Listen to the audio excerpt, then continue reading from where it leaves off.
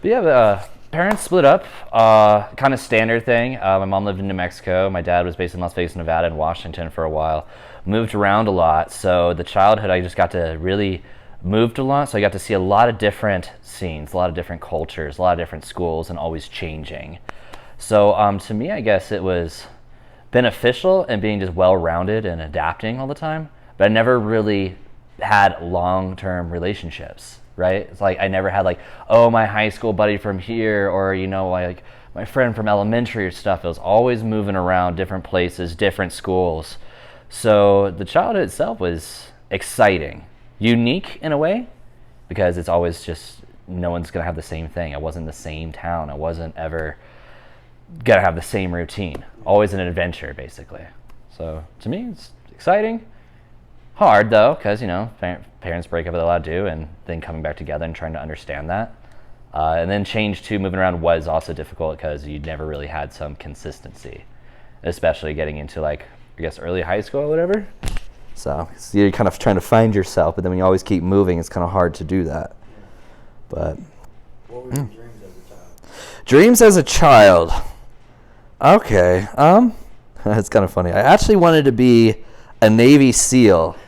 Yes, I wanted a Navy SEAL, go around, adventure. I was really into like military and history of warfare and trying to understand that, why people do things, or trying to be a bigger difference, part of the cause, so to speak. And then I grew up kind of understanding what it was, so it kind of changed. But very, very young, Navy SEAL, wanted to retire and be a veterinarian because I've always had animals. So raised goats, horses, tons of dogs. One time I think we had like 9 dogs because we had like 15 acres. And we're just kind of helping rescue things. 3 cats, turtles, reptiles, everything. So I've always really been a part of animals because they can just feel they're cool, especially dogs, a gift to man. And so I wanted to help people, try to make the world a better place, and then help animals because that's pretty cool. And their animals are always there for you. They don't judge you and stuff. So, and they're just family members as much as anyone else, or even more sometimes. So that's kind of it. That early, and then I don't know. I guess later we're talking about like childhood. That's childhood, right? We're talking about that. Yeah. So. But you can have multiple dreams. Yeah. Well, that's just like childhood. Then get into like 18 and stuff like that. I guess kind of it changed. I mean, it's still kind of child's then, adulted, but still learning so much, and that's kind of turning into becoming a chef, wanting to produce music or some type of music with DJing at the time. Yeah. But yeah. Can you tell me about your relationship with your dad and the feelings you connect with that? Relationship with my dad is extremely solid. Like, definitely take after him a little bit more and just like habits, I guess. Love him. It's always been super hardworking. For finally just retired, 69 for government, long time.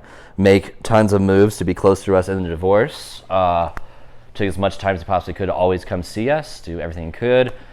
Filmed our whole lives. It's always a part of it, always there. I think until I was probably 16 or something, I probably don't even ever really see my dad buzzed or drunk at all. Like, he was the greatest dad I think he'd possibly be. Husband, on the other hand, that's what kind of I think my parents split, but that affected me, I guess, in a way, but I don't really hold that against him. Yeah. People have to make changes in life. That's normal. I get it. And don't it's terrible if you're unhappy for the rest of your life. But he's always there, always greatest lessons, really just drove what being a good person was. So in general, he made you feel good. Oh yeah, absolutely. What about your relationship with your mom? Mom, now is good. Back before it was rocky because I guess we didn't necessarily understand each other. Her ideas on how things are in the world, I guess, or how she wanted it to be were very different than mine. I guess my personality, a lot of confliction, especially in late teens, mid to late teens. Just there's no talking for a while, and then both of us kind of grew up a little bit. She's much younger than my dad, but we both just kind of matured in our own ways, and then came back together. Now we're good, we're tight, but definitely some rockiness and before. Can you go into any of those rocky times? One, honestly, that's where hard as a childhood was moving so much. She could never necessarily find her place in the world, I guess. And so we would always, me and my brother would be with her, moving when she's always changing, always moving. So that always meant different schools because she didn't like this certain area, or she'd mess up a career move or whatever. And so we'd have to go with that. And so it was very unstable. And I think that was just kind of wrong, to always trying to be making friends or always trying to see things her way, because it wasn't her way, it was no way. And I didn't click with her like my brother did. So how did her always having to see things her way, how did that make you feel emotionally? Like, was it Angry, confined, confused.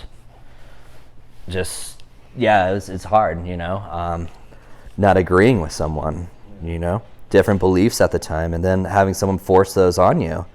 It's not fun, and yeah, it was extremely difficult to.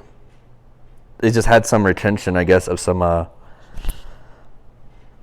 just animosity, I guess. What did you learn from both your parents?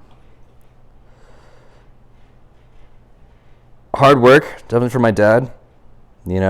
Put effort into everything you do. My mom, this is what she taught me. Even though we had a rocky, it's kind of in a weird way that I learned just like how much family and connection with family is important. Even though we pushed away from each other, but then seeing that, then coming back made me actually appreciate, my brother, my family, her distant relatives, in some way. So one is just, when it is hard, always stick with the people that will always be there for you, because they might not be there in the future. Anyone could be gone the next day or 10 years. You never know.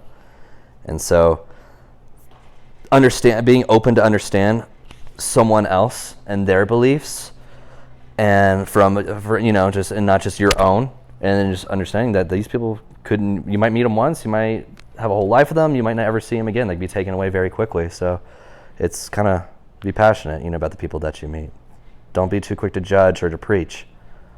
Listen, We all come from different backgrounds, our own different, the mud is thickest and thinnest differently for us all. So, that was a pretty big one, I guess. Yeah. Could you tell me about your first love and the corresponding emotion? First love. Honestly, I was super young. Like, her name was Emily Woods, and right after divorce, we moved to a town in New Mexico, Ruidoso, and next door was Charlie, which is now my stepdad, and that's how my parents met. But he had these friends, Eric Woods, and three kids, Joanne, Danny, and Emily Woods. Joanne's a little older than the twins were Danny and Emily, and they were just playing outside. Like when I first got there, the first friends I met, and we just hang out and. I clicked really well with them, and then they're doing one party, basically just kind of like a little house party thing. All the friends, cops and blah blah blah, come over. They're in one of my mom's house. We're all playing in Charlie's, and we're playing spin the bottles, all crazy.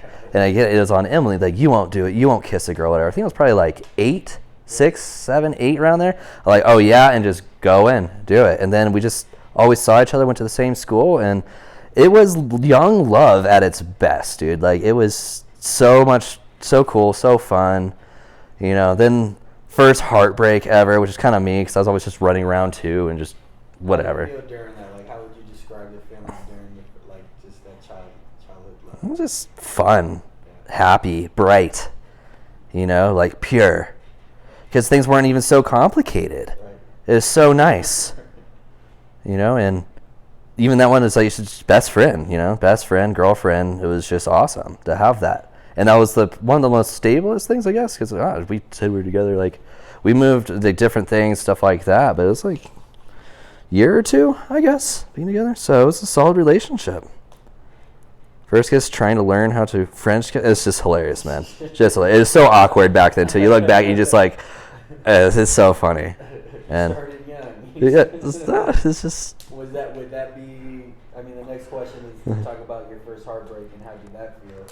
First heartbreak, I guess. I guess it was Emily too. I mean, I guess there's kind of two big heartbreaks. Hers kind of was because it's just different. We kind of moved away, and then not wanting to have that title, I guess. That one was a little kind of rough. The biggest one was actually, I'd say later. I'd say that's your real breakup. Because we just kind of drifted apart. You grow and whatever. It wasn't that too detrimental. It was actually a different long relationship, which was with Tessa. And that was like a year on. We clicked really crazy. He was basically like attacking the world. And I went off to college. And it wasn't like she broke with me or anything else like that, but I was going off to college. She was staying back in Los Angeles, Mexico. I was going to San Francisco. And that was that hurt like hell, man. That was a hard ride, literally packing all your shit up and saying bye. And it could have been one of those that could have been it. School? Yeah. And Dad went with me 2 cars. He just dropped it off and left, and I was there. But that was intense pain of like something's missing, deep down in there. Like I said, if something happens and I won't see him again, the smell of them, that feeling, the warmth, because we were super, super close, and devastating. Probably cried a few times going on that ride just because then I'm just fucking stuck in a car thinking about it for all of it in San Francisco to Mexico. So that was kind of a trap.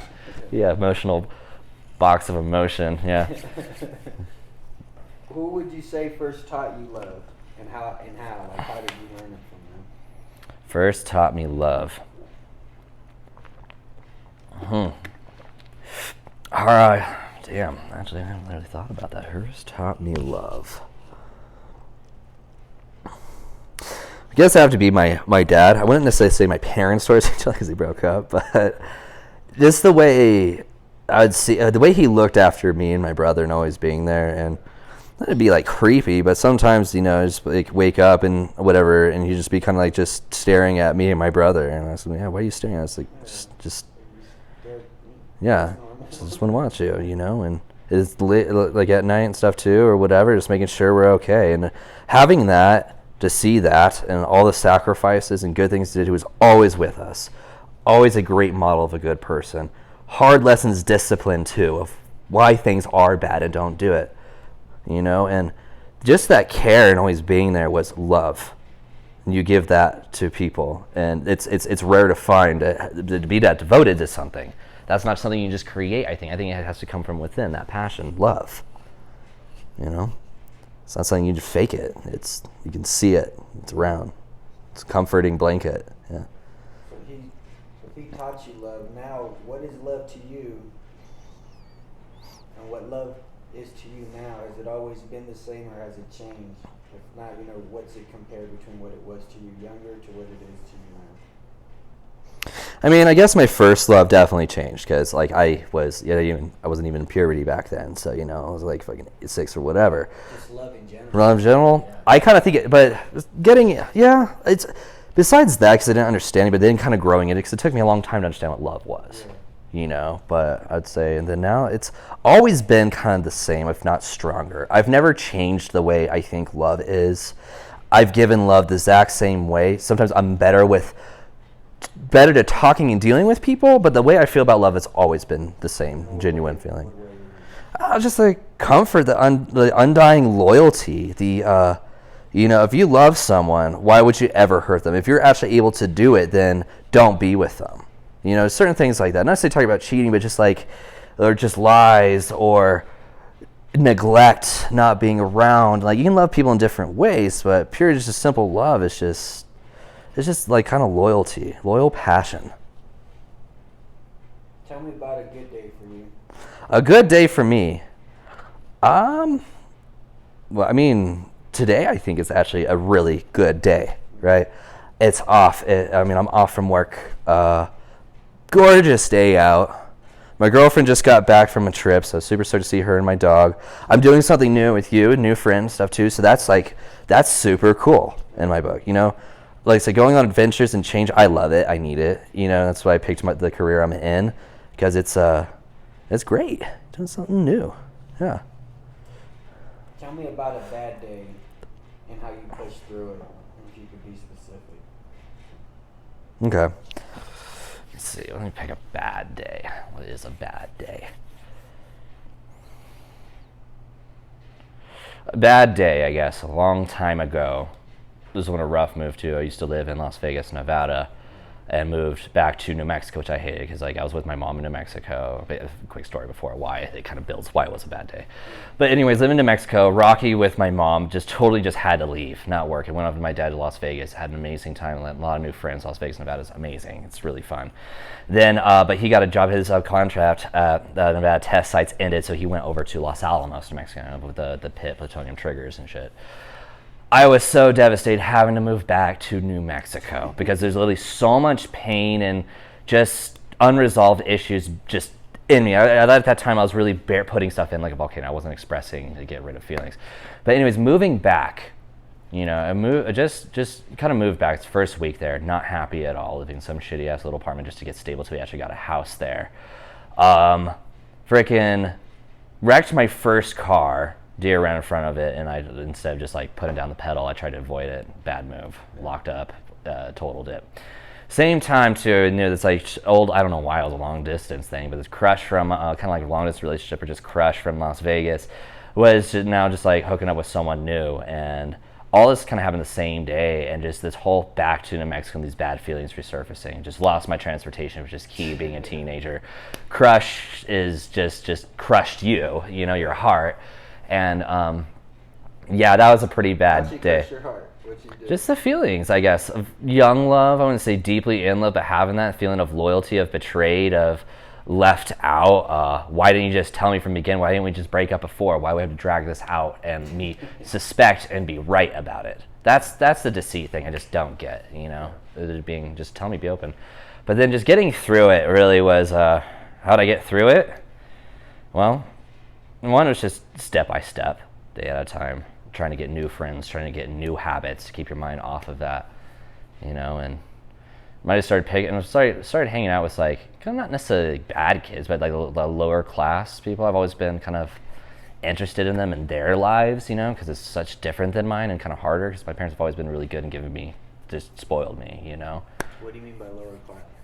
Just that they don't come, like they don't make as much money, they come from harder backgrounds, really hard family, like or adopted, or just different from what I've seen from being in Las Vegas at that prep school. I don't mean that as a negative comment, lower class. I'm not, that's kind of bad. That's a bad phrase, I guess. I don't mean it that way. I just meant people that are less fortunate, I guess, than me, that they didn't have as many opportunities and stuff. So I started hanging without them and just kind of feeling what they feel, and that just kind of got me out of this whole old scene and got me, I guess, to that bad day of everything coming together in that one day, a volcano and it's exploding of badness.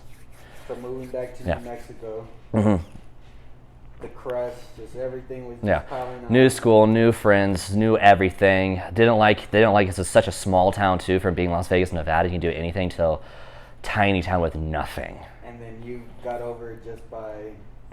I mean, just all right, just push through. Only one way to go from here. Only one way to get out of this hole is just forward, up, one step at a time.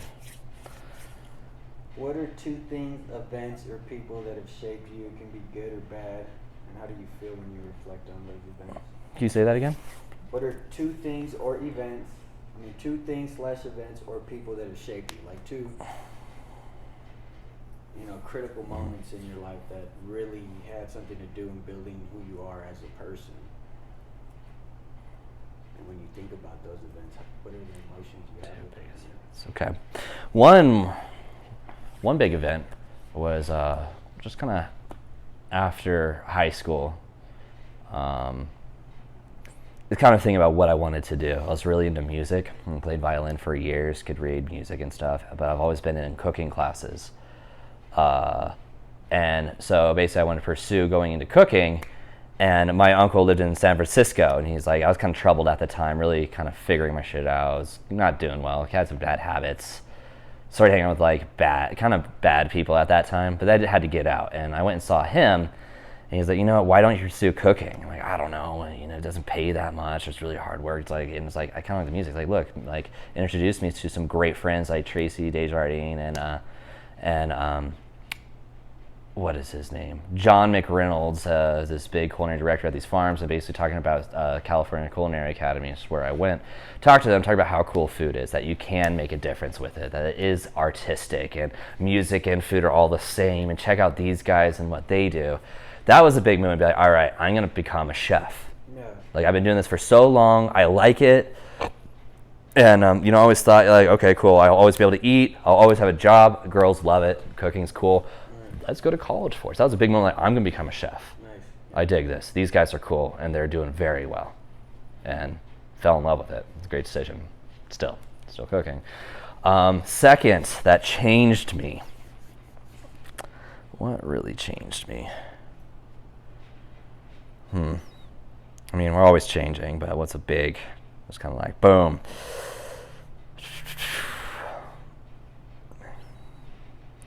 You don't have to. There could be one event, two events, whatever comes to mind. This one,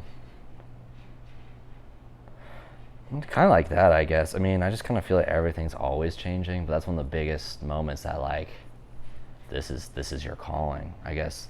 Biggest moments that changed. Another one, I guess, that actually it's not like a day thing. This happened through a span of time, which would be meeting basically Rihanna, which is now soon to be my fiance, because having bad habits and just getting out of those, was locked down for a long time, having some issues, and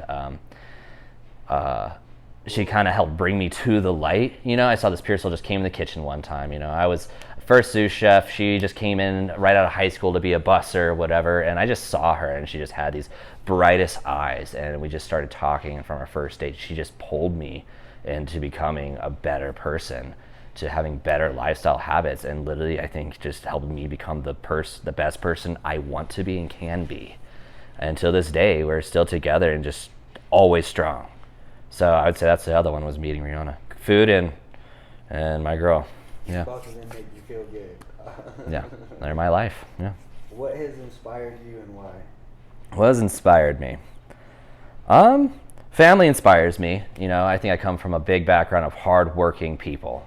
From my dad just dedicating, just making those commitments. My uncle is a self-made entrepreneur to companies like Public Bikes and Design Within Reach. My stepdad, ex-Navy, law enforcement, is already retired now, just under 50. Cousins too, excavating, their own company, their own brand. My brother too, ex-Army, now is in drilling oil, works crazy hours and has like 3 kids now. And my mom too, going to school, working 2 jobs to provide for us. Being alone, being a single mom, like moving away from everything with 2 kids is not easy. And so I just think they just inspire me to, when it gets tough, you just keep going. You keep fighting. Get through it. Dig deep. There's ups and there's downs, but you set goals and you work through them, you can get there. If you put your mind and your focus on it, you can always do it. So that's my biggest thing.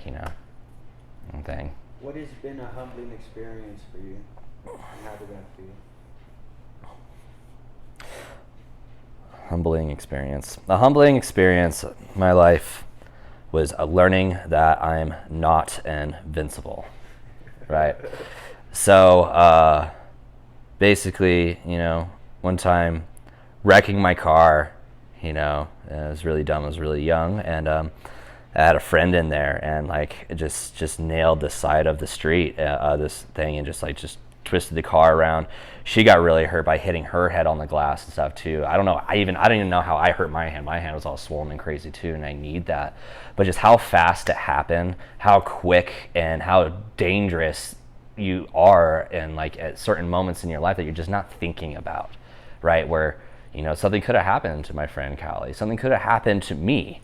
And those people that love you might not ever let you taken away from them. And so that really humbled me, being how, how I'm not invincible, how fragile life is, and how people cannot be here, and that you need to make very good decisions for the future.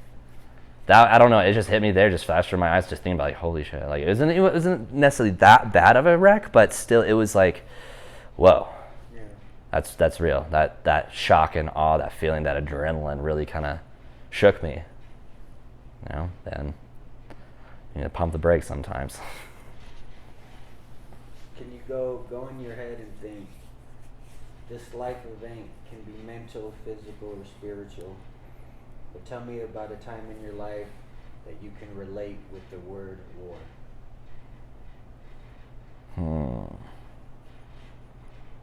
War. There's kind of a few, I guess. Whichever, you can go through all of them, pick one that you like.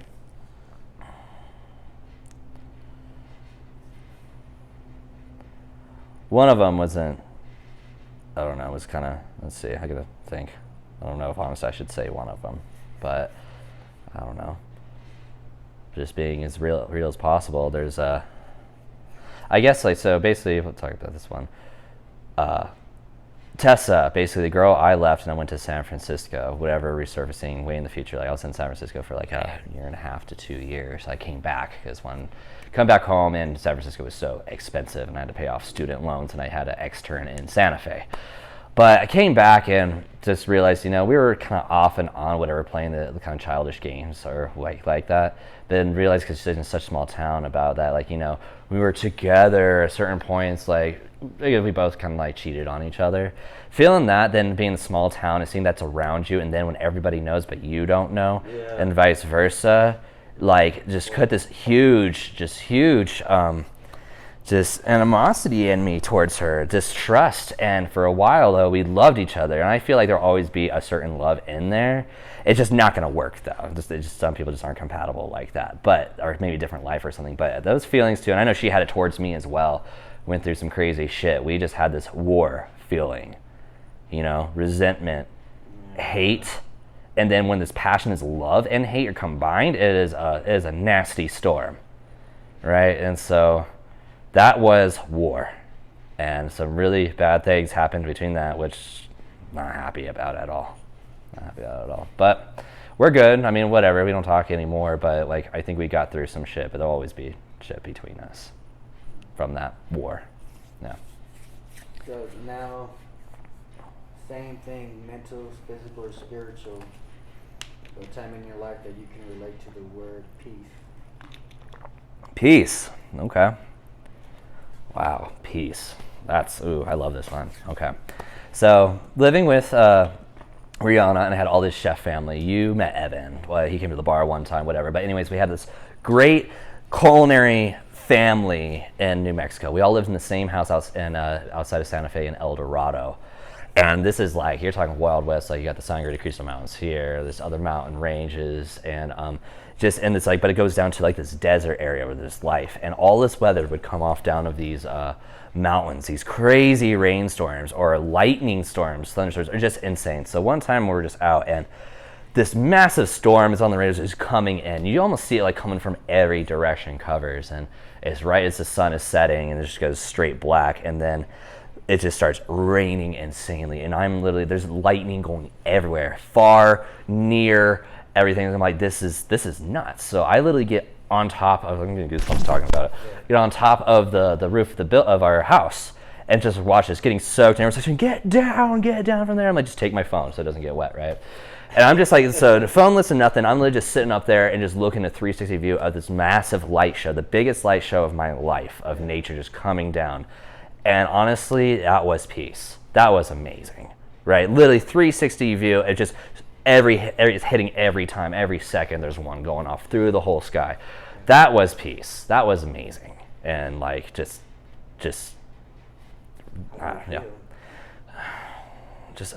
inspired. Peaceful, Yeah, inspired, alive, energetic, happy, appreciative.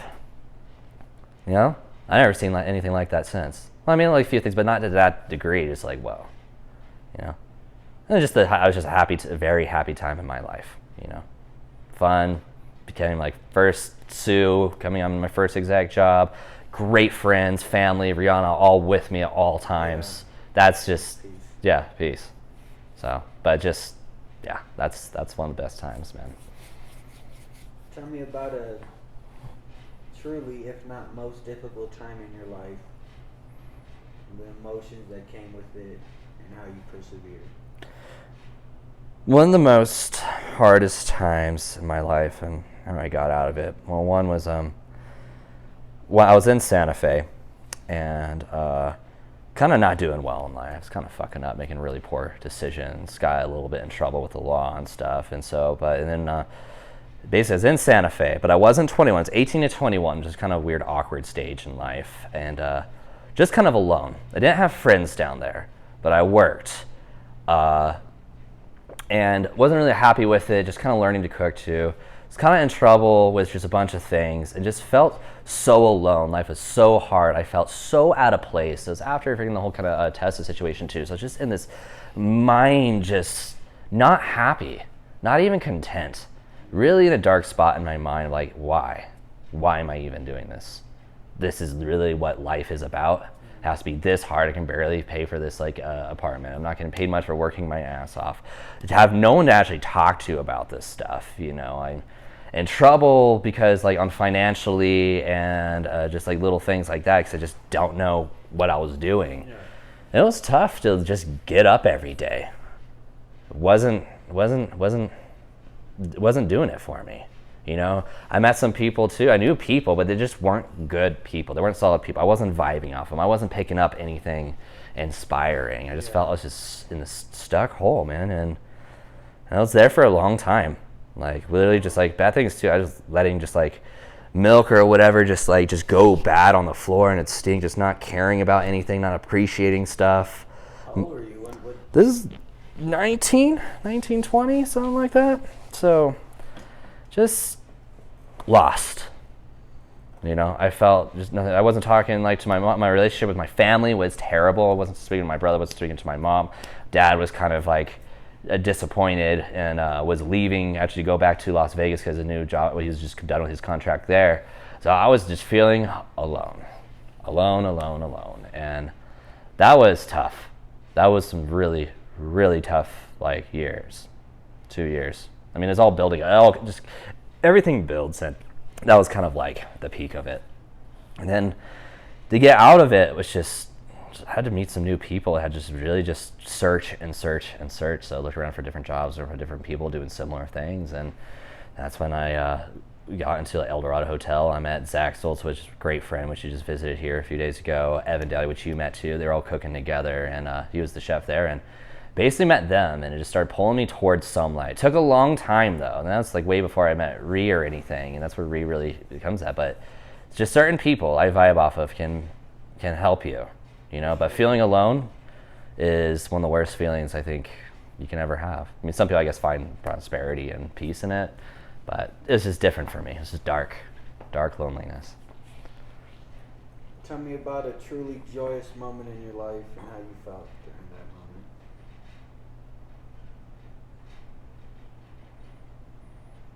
moment. I'm thinking of a good one to share.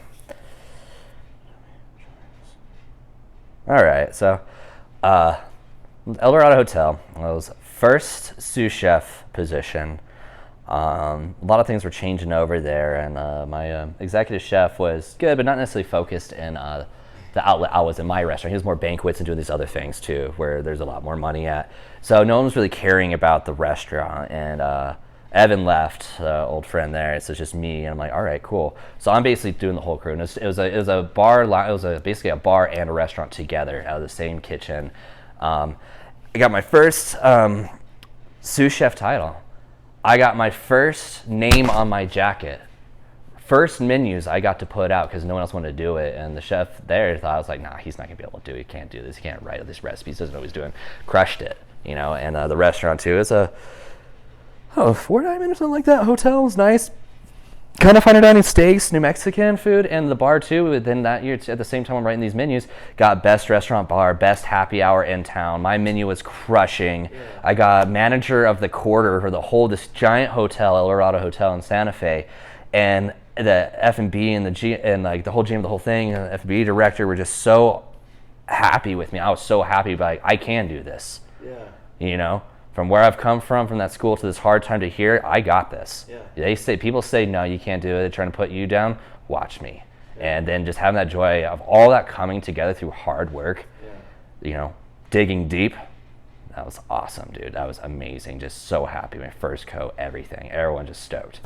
That was amazing, man. That was kind of like, all right. That also lit just a new fire underneath me to just do more and more and more.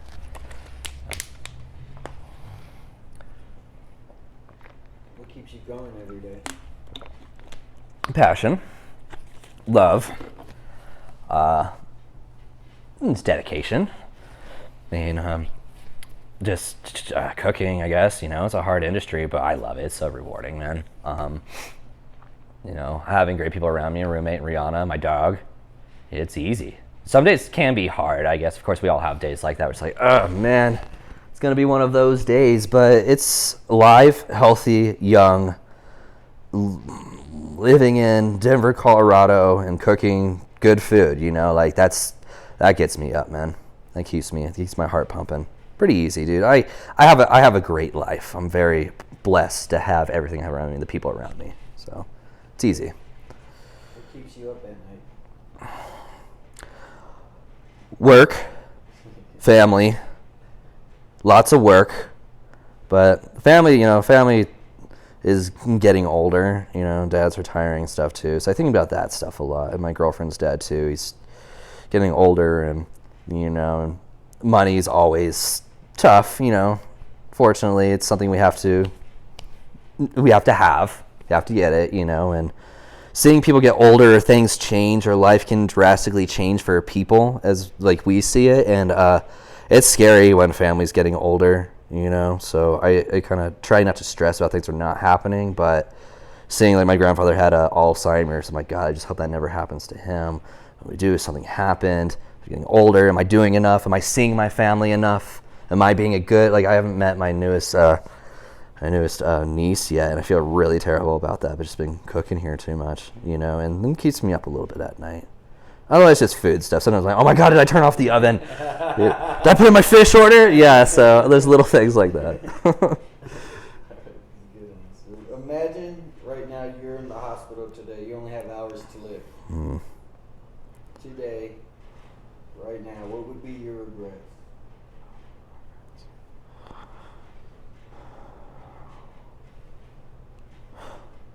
Not spending enough time with family.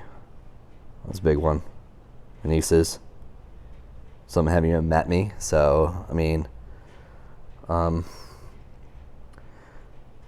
guess breaking a promise to Rihanna, saying that I would outlive her. I guess I'd feel kind of bad about that because we're just tight, man. Telling my mom, my dad, how much I appreciate them and love them enough. Things like that, dude. That's pretty deep. Actually, that's cutting in a little bit. Yeah, that's not fun. Not seeing them, like having their presence around, their different smells, and that's it, right? Like, I'd feel sorry that I had to go, and I'm gonna hurt them. Yeah, man. So, obviously, you're alive and well. You're gonna make it. You made it. No, I haven't made it yet, but we're working that direction. The regrets that you told me, do you feel that you can change any of those regrets? Yes, absolutely. Right now it's getting to that. I've been working ass off since I came up here to Colorado for me and Ray, just trying to get on top, so it's not so hard later. So I see some people now, like how tough it is when they're older and there's nothing set up or things happened. You can break your neck or something like that. From just something, life just coming at you. Prepare for things like that, or someone could get Alzheimer's, or someone could get cancer, which God bless a friend right now has, and it's scary. He has to go back in for more treatment, and it's just devastating. And so basically, yeah, I just need to see them, which I have my goals. I always about setting goals is basically get through this, get a little bit more stable, get a few things paid off, basically go on our vacation with my girl, and probably gonna, I don't know if you're gonna release this anytime soon, I should just say it, but like propose to her there. Then after that, get that situated, then it's time to see some more family. Especially in the top now. I've had exec chef there. I've gotten kind of there, so it allows me more freedom to be, okay, guys, I want to be around you. I want to see my nieces grow up. I need to see my parents because they're getting older. How can I help them? My girlfriend's family too. I'm super tight with them. My mom, because it's one of the most important things to me. Yeah. So you had told me about your dreams as a kid, and you kind of also told me about your dreams as an adult. But what are your dreams now fully? Dreams now fully. I guess the dream itself is to just live long, happy life with Ree and just give as much to the world as I can. And that being said, it's like I kind of do with food, right? So I love entertainment. I love the food and beverage direction. So I want to open up restaurants, and not necessarily for the money, but to give just happiness and good food and that to people. So that's like a dream of mine, to have my own restaurant, I guess, or restaurants, plural, to give to people, that to make them happy. That's what I want to do, like having big house, stuff like that. I mean, that's not necessarily dreams, but I do want like a really nice kitchen, fancy cars, whatever. No, not necessarily. Just as long as I'm doing something that can create positivity in this world, which kind of goes back to what I was really to my previous dreams as a child. That's like my dream. Whatever route can change, life changes all the time, but that's what I want to do. So now this is the last question. You're the author of your own life book. So you told me a little bit about your dreams. How would you have your book end? And you can end it in any way you want it. So you can be as specific as you want. This is your story, your book. How does it end? And how's it going to feel when it ends that way?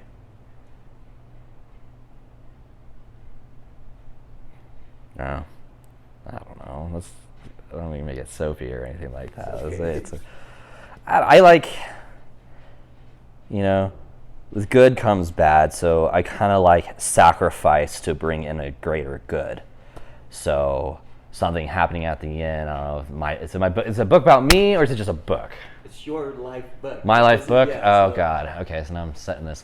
I don't know, like, I just hope, like, just nice. Like, it's sad this guy's gone. Hopefully it's not, like, I don't know, just shit. What do you want to leave behind? What's your legacy? I just want happiness, like something I can pass on, that I've trained to other people. Other people can pick up and still use it, remember it, not feeling like worthless. Not to say worthless, but just like, all right, you did something. People remember this or use it, in a good way, not a bad way, good way. Yeah, I would make that for sure. But yeah. That's it. Awesome, man. Thank you. That was interesting.